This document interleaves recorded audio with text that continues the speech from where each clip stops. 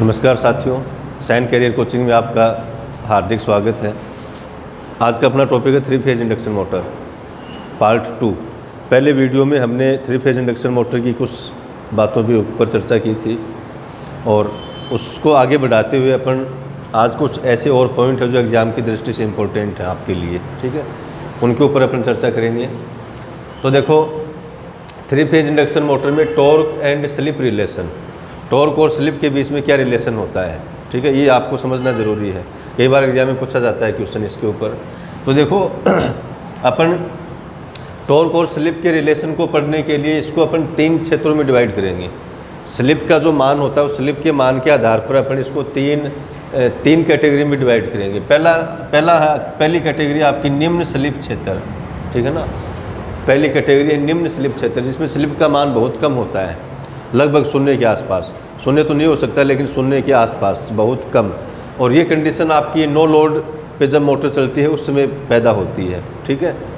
तो निम्न स्लिप क्षेत्र, जब स्लिप एस का मान बहुत कम होता है उस समय आपका जो टॉर्क है वो स्लिप के समानुपाती होता है। ये ध्यान रखना, देखो इसमें टॉर्क स्लिप के समानुपाती होता है। तो निम्न स्लिप क्षेत्र में जब अपन स्लिप और टॉर्क के बीच में ग्राफ खींचेंगे तो वो ग्राफ एक सीधी लाइन के रूप में आएगा, इस प्रकार से, जैसे ओम के नियम में आती है वी और आई की जो लाइन आती है वैसे। तो ये निम्न स्लिप क्षेत्र है जिसमें टॉर्क और स्लिप के बीच में ग्राफ एक सीधी रेखा के रूप में आता है, ठीक है। उसके बाद में देखो दूसरा क्षेत्र आपका मध्यम स्लिप क्षेत्र, यानी मीडियम स्लिप रीजन, जिसके अंदर आपका जो टॉर्क है वो स्लिप के व्युत्क्रमानुपाती हो जाता है, ठीक है। अब ये व्युत्क्रमानुपाती क्यों होता है, तो इसके लिए देखो वीडियो थोड़ा लंबा बन जाएगा, ज़्यादा डिटेल में अपन नहीं जाएंगे, फिर किसी वीडियो में आपको डिटेल में समझा दूंगा ये चीज़। लेकिन अभी आपको ये ध्यान रखना है कि T इज़ प्रोपोर्शनल 1/S। कौन से क्षेत्र में? मध्यम स्लिप क्षेत्र में। उस समय आपका टॉर्क और स्लिप का जो कर्व है वो बनेगा आपका रेक्टेंगुलर हाइपरबोला, यानी आयताकार अतिपरवलय, आयताकार अतिपरवलय, ठीक है ना। ये आपका T और S के बीच में ग्राफ बनेगा। ये मध्यम स्लिप क्षेत्र है। इसमें आपका निम्न स्लिप क्षेत्र में जो आपका स्लिप बढ़ेगा, टॉर्क बढ़ रहा है, लेकिन उसके बाद में जब आप स्लिप को और बढ़ाओगे तो मध्यम स्लिप क्षेत्र आ गया, ठीक है ना। स्लिप को और बढ़ाने पे टॉर्क का मान कम हो रहा है, इस प्रकार से। तो ये जो क्षेत्र है आपका, ये कहलाता है आपका मध्यम स्लिप क्षेत्र, ठीक है ना। अब ये जो 3 ग्राफ आपको दिखाई दे रहे हैं ये अलग अलग रोटर प्रतिरोध के ऊपर खींचे गए हैं, अलग अलग रोटर प्रतिरोध के ऊपर खींचे गए हैं तीनों ग्राफ, ठीक है ना। तो यहाँ पे रोटर का प्रतिरोध मान लो ये है सबसे कम प्रतिरोध, उस समय आपका ग्राफ ये प्राप्त होगा, है ना। और उसके बाद में रोटर प्रतिरोध को आपने और बढ़ा दिया तो फिर ये दूसरा ग्राफ ये प्राप्त होगा। रोटर प्रतिरोध का मान आप और बढ़ा दोगे तो फिर ये तीसरा ग्राफ आपको प्राप्त होता है। तो ये स्लिप और टॉर्क के मध्य का ग्राफ है। मध्यम स्लिप क्षेत्र में तीनों ही स्थितियों में आपका जो ग्राफ आएगा वो आयताकार अतिपरवलय प्राप्त होता है, इस प्रकार से, ठीक है ना। उसके बाद में देखो तीसरा क्षेत्र है उच्च स्लिप क्षेत्र, जिसमें स्लिप का मान आपने और बढ़ा दिया, यानी लगभग इकाई कर दिया। और लगभग इकाई का मतलब क्या हुआ? स्टार्टिंग कंडीशन, क्योंकि स्टार्टिंग कंडीशन में स्लिप का मान 1 होता है और वो इसका मैक्सिमम मान है, ठीक है। तो उच्च स्लिप क्षेत्र को अपन मोटर की स्टार्टिंग कंडीशन के नाम से भी जान सकते हैं, है ना, स्टार्टिंग कंडीशन भी कह सकते हैं। उस समय भी आपका टॉर्क स्लिप के व्युत्क्रमानुपाती है, ठीक है ना। यानी जब आप स्लिप का मान और बढ़ाओगे तो टॉर्क का मान अब और भी कम हो जाएगा, और टॉर्क का मान इतना कम हो जाएगा कि आपकी मोटर रुक जाएगी, ठीक है ना। तो उच्च स्लिप क्षेत्र में आपकी मोटर रुक जाएगी, और यह फिर अपन दूसरे शब्दों में इसको स्टार्टिंग कंडीशन कह सकते हैं। उस समय आपका स्लिप बढ़ने पे टॉर्क का मान और भी कम हो जाएगा। तो यहाँ पे टॉर्क और स्लिप के बीच में जो कर्व हमने खींचा है उस कर्व के आधार पे देखो मैं आपको 2 पॉइंट बताता हूँ। आप बहुत इंपॉर्टेंट पॉइंट है एग्जाम की दृष्टि से, बहुत बार एग्जाम में क्वेश्चन पूछे जाते हैं। पहला पॉइंट क्या है, देखो इसके अंदर इस कर्व के आधार पे T और S के बीच में जो कर्व हमने खींचा है इसके आधार पे देखो आपका मैक्सिमम टॉर्क, ये अधिकतम टॉर्क है, ठीक है ना। ये अधिकतम टॉर्क तो आपका सभी प्रतिरोधों के मान के ऊपर प्राप्त हो रहा है कि नहीं हो रहा है? प्रतिरोध का मान, रोटर प्रतिरोध का मान यदि आप कम रखोगे तो भी अधिकतम टॉर्क तो प्राप्त हो ही रहा है। रोटर का प्रतिरोध का मान आपने मध्यम कर दिया, यानी थोड़ा सा बढ़ा दिया, तो भी आपका टॉर्क अधिकतम तो प्राप्त होगा। और यदि आपने रोटर प्रतिरोध का मान और भी बढ़ा दिया तो भी आपको अधिकतम टॉर्क तो प्राप्त हो ही रहा है। तो कहने का मतलब क्या हुआ कि रोटर प्रतिरोध का मान यदि आप चेंज कर रहे हो तो आपको अधिकतम टॉर्क तो मिलेगा ही मिलेगा, किसी भी कंडीशन में मिलेगा, ठीक है ना। तो जो अधिकतम टॉर्क होता है वो रोटर प्रतिरोध से अप्रभावित रहता है, ठीक है ना। अधिकतम टॉर्क तो हर कंडीशन में ही मिलेगा आपको, तो अधिकतम टॉर्क रोटर प्रतिरोध से अप्रभावित रहता है, लेकिन इसकी स्थिति, इसकी जो स्थिति है वह रोटर प्रतिरोध पे निर्भर करती है, ठीक है ना। अब जैसे मान लो रोटर प्रतिरोध का मान कम है तो अधिकतम टॉर्क हमें यहाँ प्राप्त हो रहा है, कम निम्न स्लिप क्षेत्र में यहाँ प्राप्त हो रहा है, ठीक है। और यदि रोटर प्रतिरोध का मान आपने और बढ़ा दिया थोड़ा सा तो अधिकतम टॉर्क यहाँ प्राप्त हो रहा है। रोटर प्रतिरोध का मान आपने और अधिक कर दिया, बहुत ज़्यादा कर दिया, तो आपको लगभग स्टार्टिंग कंडीशन में ही आपको अधिकतम टॉर्क मिल जाएगा, ठीक है ना। तो इसका मतलब ये हो गया कि रोटर प्रतिरोध का मान बढ़ाने से हमें अधिकतम टॉर्क जल्दी प्राप्त हो जाएगा, जबकि रोटर प्रतिरोध का मान कम रखने से अधिकतम टॉर्क बाद में प्राप्त होगा, ठीक है ना। लेकिन अधिकतम टॉर्क हमें प्राप्त होगा ज़रूर, वो रोटर प्रतिरोध के ऊपर डिपेंड नहीं करता है। दूसरा पॉइंट देखो, प्रारंभिक टॉर्क रोटर प्रतिरोध के समानुपाती होता है। अब देखो ये आपका स्टार्टिंग टॉर्क है, जब रोटर प्रतिरोध का मान आपका कम है तो स्टार्टिंग टॉर्क इतना ही है। रोटर प्रतिरोध आपने बढ़ा दिया तो स्टार्टिंग टॉर्क कितना हो गया, रोटर प्रतिरोध और बढ़ा दिया तो स्टार्टिंग टॉर्क कितना हो गया। यानी जो आप रोटर प्रतिरोध का मान बढ़ाते जाओगे स्टार्टिंग टॉर्क का मान भी बढ़ता जाएगा। तो इसका मतलब ये हुआ कि जो स्टार्टिंग टॉर्क है वह रोटर प्रतिरोध के समानुपाती है। यदि आप रोटर प्रतिरोध का मान बढ़ा दोगे स्टार्टिंग में तो हमें स्टार्टिंग में टॉर्क अधिक प्राप्त होता है, ठीक है। और ये काम अपन स्लिप रिंग इंडक्शन मोटर में करते हैं, उसके अंदर स्टार्टिंग के समय अपन रोटर सर्किट में एक्स्ट्रा प्रतिरोध जोड़ते हैं जिससे रोटर का प्रतिरोध बढ़ जाएगा, और इसीलिए स्लिप रिंग इंडक्शन मोटर का स्टार्टिंग टॉर्क स्क्विरल केज की अपेक्षा अधिक होता है। उसका कारण यही होता है, ठीक है ना। तो ये दो पॉइंट आपको इसमें ध्यान में रखने हैं विशेष रूप से, टॉर्क स्लिप कर्व के आधार पर अपन इसके ऊपर इसको आराम से समझ सकते हैं, ठीक है। अब देखो अन्य तथ्य, 3 फेज इंडक्शन मोटर के कुछ अन्य तथ्यों के बारे में, फैक्ट के बारे में मैं आपको बता देता हूँ। ये संबंध कई बार पूछा जाता है कि आपका रोटर कॉपर लॉस और रोटर इनपुट, इन दोनों का जो अनुपात है वो किसके बराबर होता है, स्लिप एस के बराबर होता है। ये एग्जाम में बहुत बार पूछा जाता है कि rotor copper loss upon rotor input equal to S, या rotor copper loss equal to S into rotor input. ये रिलेशन आपको याद रखना है, एग्जाम में बहुत बार पूछा जाता है।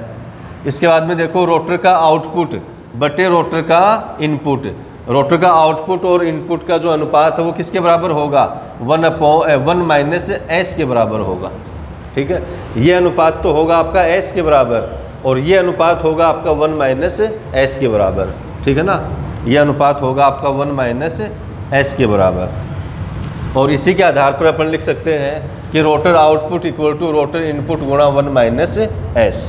तो ये चीज़ आपको याद रखनी है, इससे आप वो तो आराम से लिख सकते हो। उसके बाद में देखो maximum power, maximum output power के लिए यदि 3 फेज इंडक्शन मोटर से हमें आउटपुट में अधिकतम शक्ति लेनी है, मैक्सिमम आउटपुट प्राप्त करना है, तो उसके लिए कौन सी कंडीशन ज़रूरी है, RL इक्वल टू Z01, यानी जो लोड का प्रतिरोध है वह मोटर की तुल्यमान प्रतिबाधा के बराबर होना चाहिए। यहाँ Z01 क्या है, यहाँ पे इक्विवेलेंट इम्पीडेंस, यानी तुल्यमान प्रतिबाधा, तुल्यमान प्रतिबाधा। Z01 क्या है, यहाँ पे तुल्यमान प्रतिबाधा, यानी हमने मोटर की टोटल प्रतिबाधा को किधर मान लिया, स्टेटर की तरफ मान लिया, तो वो Z01 हो गई। यदि टोटल प्रतिबाधा को रोटर की तरफ मानेंगे तो Z02 होता है। तो चाहे आप यहाँ पे Z01 लिखो चाहे Z02 लिखो, कोई फर्क नहीं पड़ता इससे, यानी लोड प्रतिरोध का मान तुल्यमान प्रतिबाधा के बराबर होना चाहिए, तब हम अधिकतम पावर प्राप्त कर सकते हैं 3 फेज इंडक्शन मोटर से। उसके बाद में देखो यहाँ पे R01 इक्वल टू आपका है R1 प्लस R2 अपॉन के स्क्वायर। अब इसको देखो, इसको समझने से पहले मैं आपको 1-2 पॉइंट बता देता हूँ कि जब अपन 3 फेज इंडक्शन मोटर का इक्विवेलेंट सर्किट बनाते हैं, तुल्यमान परिपथ, तो उसमें अपन ऐसा करते हैं कि या तो रोटर का जो प्रतिरोध और प्रतिघात होता है उसको स्टेटर की तरफ मान लेते हैं, या फिर स्टेटर का प्रतिरोध और प्रतिघात को रोटर की तरफ मान लेते हैं, ठीक है ना। तो स्टेटर की तरफ यदि आप रोटर के प्रतिरोध को मानोगे तो मोटर का कुल प्रतिरोध हो जाएगा आपका R01। तो R01 क्या है, यहाँ पे स्टेटर की तरफ टोटल प्रतिरोध मानते हुए, ठीक है ना, या स्टेटर को निर्देशित करते हुए 3 फेज इंडक्शन मोटर का टोटल प्रतिरोध, जिसमें स्टेटर का प्रतिरोध भी आ जाएगा और रोटर का प्रतिरोध भी आ जाएगा। स्टेटर का प्रतिरोध हो गया यहाँ पे R1, और रोटर का प्रतिरोध यदि आप स्टेटर की तरफ मानोगे तो फिर इसको लिखोगे आप R2/K², और K क्या है यहाँ पे, रूपांतरण अनुपात, जो ट्रांसफॉर्मर में होता है ना K/N2/N1, वही K यहाँ पे इंडक्शन मोटर के अंदर है। तो यहाँ K इक्वल टू आपका N2/N1 यानी रूपांतरण अनुपात। तो R01 इक्वल टू हो गया आपका R1 प्लस R2/K²। इसी तरह से रिएक्टेंस स्टेटर की तरफ निर्देशित करते हुए कुल प्रतिघात यानी टोटल रिएक्टेंस X01 क्या हो जाएगी, X1 प्लस X2/K², ये X01 हो गई। ठीक है, ये तो होगी स्टेटर को निर्देशित करते हुए, स्टेटर की तरफ मानते हुए। अब यदि आप रोटर की तरफ मानोगे टोटल प्रतिरोध, तो उसको लिखोगे आप R02 से, और उसका मान होगा आपका R2 प्लस R1K²। अब यहाँ पे R1 को आपको K² से गुणा करना है, और K है यहाँ पे रूपांतरण अनुपात। इसी तरह से हो जाएगा आपका X02 यानी रोटर को निर्देशित करते हुए कुल प्रतिघात यानी कुल रिएक्टेंस, यानी रोटर की तरफ मानते हुए कुल रिएक्टेंस X02 का मान क्या हो जाएगा, X2 plus X1 into K का स्क्वायर। और अब इन्हीं के आधार पर अपन Z01 ज्ञात कर सकते हैं। तो Z01 जो अभी मैंने आपको बताया था कि टोटल मैक्सिमम पावर अधिकतम प्राप्त करने के लिए, यानी आउटपुट पावर अधिकतम प्राप्त करने के लिए RL बराबर क्या होना चाहिए आपका Z01। ठीक है ना, तो यहाँ पे Z01 क्या हो गया, अब स्टेटर को निर्देशित करते हुए कुल प्रतिबाधा यानी तुल्यमान प्रतिबाधा Z01 हो गया √R01² प्लस X01 का स्क्वायर। और इसी तरह से यदि आप टोटल प्रतिबाधा को रोटर की तरफ मानोगे तो रोटर को निर्देशित करते हुए आपकी टोटल प्रतिबाधा हो जाएगी Z02, और उसका मान हो जाएगा आपका √R02² प्लस X02²। ठीक है, ये हो गया आपकी टोटल इम्पीडेंस। तो चलो अब अपन मोटर के टेस्ट के बारे में देखते हैं। टेस्ट ऑफ इंडक्शन मोटर, यानी 3 फेज इंडक्शन मोटर में कौन कौन से टेस्ट किए जाते हैं। तो देखो, पहला टेस्ट है नो लोड टेस्ट। ये टेस्ट बिना लोड के ऊपर किया जाता है, यानी मोटर के ऊपर कोई लोड नहीं लगाया जाता है। ठीक है ना, इस टेस्ट के द्वारा हम क्या क्या ज्ञात कर सकते हैं वो देखो आप। नो लोड इनपुट, यानी नो लोड पे मोटर कितना इनपुट लेती है, कितनी इनपुट पावर लेती है, वो अपन इससे ज्ञात कर सकते हैं। दूसरा पॉइंट है देखो, no load current I0, no load पे 3 फेज इंडक्शन मोटर करंट कितना लेगी वो अपन इससे ज्ञात कर सकते हैं। और तीसरा पॉइंट है यहाँ पे देखो, friction and air friction loss, यानी घर्षण और वायु घर्षण हानियाँ, वो अपन इस टेस्ट के द्वारा ज्ञात कर सकते हैं। ठीक है ना, जिसको अपन यांत्रिक हानियाँ भी कह सकते हैं। तो यांत्रिक हानियों का मान अपन इस टेस्ट से कर सकते हैं। इसके अलावा R0 और X0, ठीक है ना, चुंबकीय परिपथ का R0 और X0 का मान भी अपन ज्ञात कर सकते हैं, यानी चुंबकीय परिपथ का प्रतिरोध और प्रतिघात X0, इसका मान ज्ञात कर सकते हैं। इसके अलावा यांत्रिक असंतुलन, मोटर का यांत्रिक संतुलन कैसा है ना, उसकी जांच अपन कर सकते हैं। यदि यांत्रिक रूप से यदि असंतुलित है मोटर तो उसका हमें पता लग जाएगा इस टेस्ट के द्वारा। और गलत संयोजन, मोटर के गलत संयोजनों का भी हमें पता लग जाएगा। यदि मोटर के कनेक्शन गलत है तो मोटर नहीं चलेगी। ठीक है ना, तो इन सब का पता लगाने के लिए अपन नो लोड टेस्ट का प्रयोग करते हैं, यानी नो लोड टेस्ट किया जाता है मोटर के ऊपर। अब इस टेस्ट में देखो क्या होगा, कोई लोड नहीं डाला जाता है, मोटर के ऊपर कोई लोड नहीं डालेंगे, तभी तो इसका नाम नो लोड टेस्ट है। फिर देखो, सामान्य आवृत्ति और परिवर्तनशील वोल्टेज की सप्लाई दी जाती है। तो यहाँ पे देखो, फ्रिक्वेंसी का मान सामान्य होना चाहिए। जैसे मान लो आपकी मोटर 3 फेज इंडक्शन मोटर मान लो 3 फेज सप्लाई और 50 हर्ट्ज के लिए बनाई गई है, तो फ्रिक्वेंसी का मान 50 हर्ट्ज ही होना चाहिए। ठीक है ना, तो फ्रिक्वेंसी का मान आपको कम ज़्यादा नहीं करना है, नहीं तो इसके यदि आप फ्रिक्वेंसी का मान कम ज़्यादा कर दोगे तो आपके आयरन लॉस वगैरह वो चेंज हो जाएंगे। ठीक है ना, फिर देखो, परिवर्तनशील वोल्टेज, वोल्टेज कैसे दिए जाते हैं इसको, परिवर्तनशील। ठीक है ना, क्योंकि वोल्टेज को हमें परिवर्तित करने की आवश्यकता पड़ती है इसके अंदर, इस टेस्ट के अंदर। फिर देखो, इस टेस्ट के कुछ महत्वपूर्ण पॉइंट के बारे में अपन चर्चा करते हैं। पहला पॉइंट है देखो, I0 का मान। I0 यानी no load current, no load condition में मोटर जो करंट लेती है उसको अपन I0 द्वारा लिखते हैं। तो I0 का मान 3 फेज इंडक्शन मोटर में कितना होता है, 25 से 35% के बीच में। ये क्वेश्चन बहुत बार एग्जाम में पूछा जाता है। जबकि ट्रांसफॉर्मर में नो लोड करंट I0 का मान कितना होता है? 2 से 5%, 2 से 5% ही होता है। और इसका कारण क्या है? देखो मैंने कारण भी यहाँ पे लिखा है, वायु अंतराल के कारण।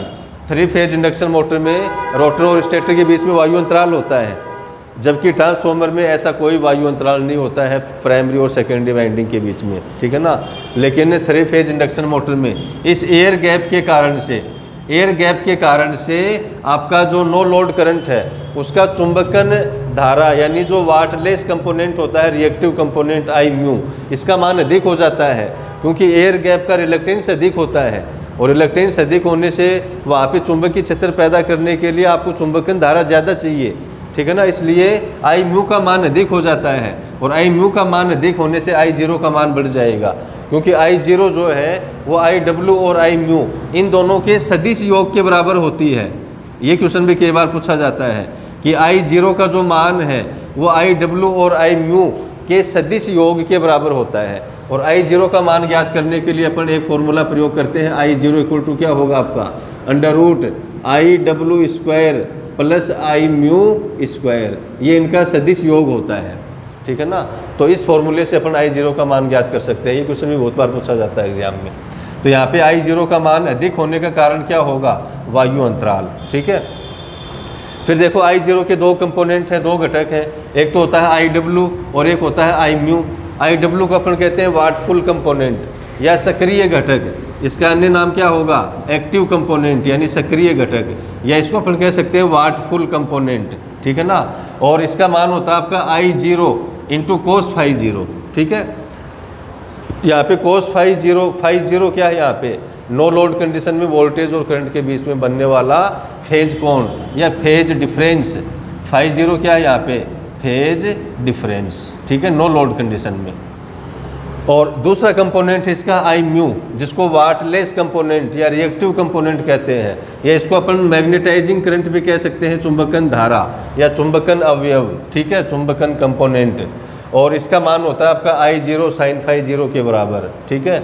और I म्यू का मान नो लोड कंडीशन में I म्यू का मान अधिक होता है, और उसका कारण क्या होता है? वायु अंतराल। ये मैंने आपको पहले भी बता दिया है कि वायु अंतराल के कारण I म्यू का मान अधिक होता है, और इसीलिए 3 फेज इंडक्शन मोटर में I0 का मान ट्रांसफॉर्मर की अपेक्षा अधिक होता है। फिर देखो नो लोड कंडीशन में पावर फैक्टर का मान बहुत कम होता है, 0.15 से लेके 0.2 के बीच में। ये मान भी कई बार पूछा जाता है। और इस कम पावर फैक्टर का कारण क्या होता है? वो भी होता है आपका वायु अंतराल।